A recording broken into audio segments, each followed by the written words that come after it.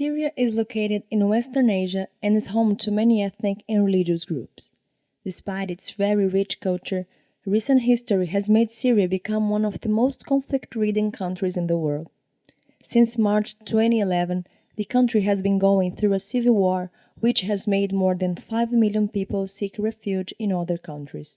Syrian cuisine is strongly influenced by neighboring countries such as Egypt, Greece, Iran, and Turkey.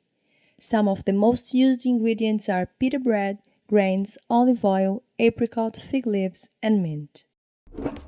We are welcome Anás, who was born in Syria. Just like me, he has also been a Gastromotiva student, and today he will tell us a little bit about his life, about his experience as an entrepreneur, and will also make a classic from Syrian cuisine.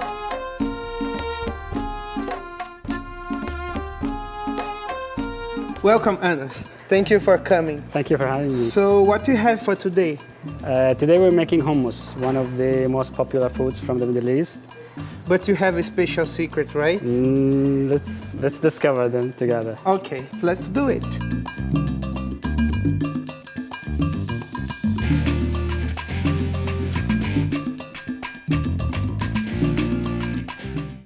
We start with hydrating the chickpeas. You leave it in sufficient water for 12 hours. We're going to cook it now for 2 hours. And now after this is fully cooked, we're going to strain it and process the chickpeas while they're still hot. How do you learn this recipe? My mom actually taught me this. This reminds me a lot of my mom. But in Syria, actually, not many people make this at home because it's like a street food. It's easier to buy fresh than spending 2 days making a very simple thing. Do you think it's important, like when you is in a table with your family and then you start to talk and then you have a good food, you know, like which remember your past? I think food has a very nostalgic side to it. So many people cook because it reminds them when they were young. Food is identity. It's a part of who you are. Like people when they come to my home, they want to eat feijoada. Absolutely. And maybe when I go to your place, I want to eat hummus. And how like you come here to Brazil? When you come? I came here in 2015. I like it a lot. We're going to process this now. Okay. So it should be warm, no, to process? Yes. Yeah, it's the easiest thing to have a good texture. It's also good to keep some of the water with it because sometimes if you only process the chickpeas, they become very stiff.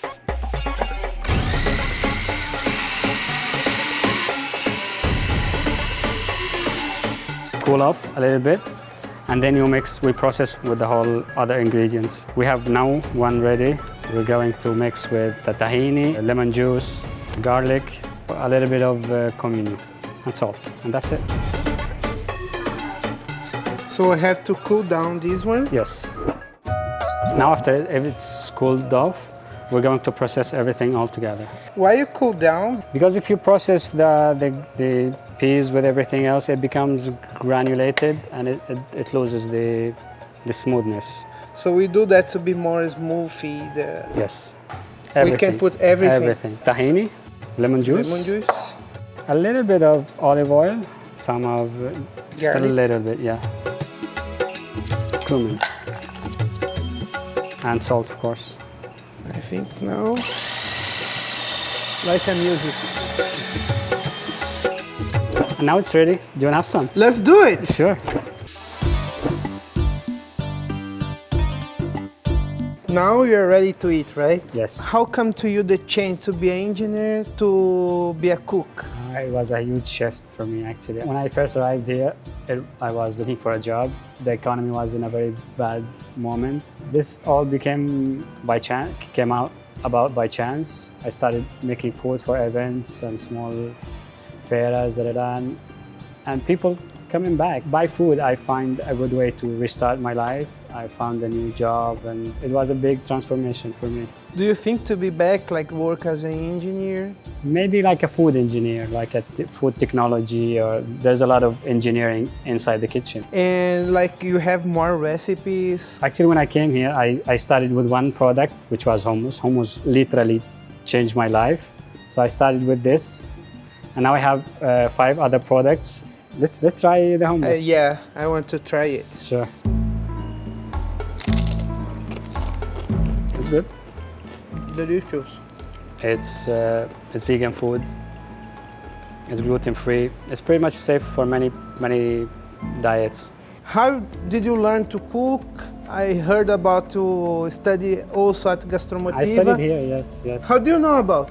Actually, the very first time I came to know about this place, I volunteered to interpret for a Syrian chef because he didn't speak Portuguese. And you were there, I think, the other day. Yeah, I was here cooking. Yeah, it was very interesting to come to know this place. And when I came back home, I Googled what Gastromotiva is. I studied here, I graduated from here, I learned so much here. And they also helped me to launch my products. It was a great experience, yeah. How do you decide to come here to Brazil? Actually, at some point in my life, Brazil was my only option. I had nowhere to go, so it was either Brazil or nothing. Do you have friends in Syria? Yes, I still have family in Syria, some friends. But many people already had left because of the conflict. And a lot of them who end up here in Brazil starting food business. So thank you so much. Let's eat more. Thank you so much for having me. It was nice to meet you. Pleasure, thanks. An estimate by World Food Programme, which calculates the price of a meal based on the average wage of a person, shows that a basic dish as a soup that would cost $1.20 in New York in Syria would cost around $39.42.